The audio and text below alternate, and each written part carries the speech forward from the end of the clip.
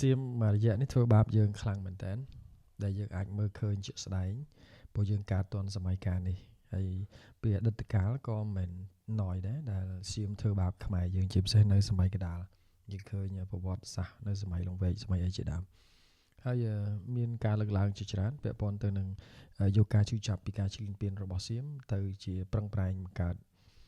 ឱកាសការងារនិងបរិងសមត្ថភាពអីជាដើមខ្ញុំគ្រប់គ្រងត្រង់ចំណុចនេះ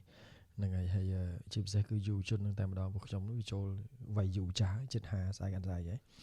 នឹងក៏តែក៏មិនភ្លេចពង្រឹងសមត្ថភាពនិងជំនាញដែលខ្លួនឯងមានដែរហើយយុវជនគួរតែយកឱកាសនេះដើម្បីសិក្សាស្រាវជ្រាវនិងចាប់យកជំនាញដែលគិតថាវាមានប្រយោជន៍សម្រាប់សង្គមណាហ្នឹងហើយមិនមែនទៅរៀនលេងដើម្បីបានតែសញ្ញាបត្រត្រឡប់មកវិញទេគឺយើងទៅរៀនដើម្បីឲ្យបានចំណេះជំនាញ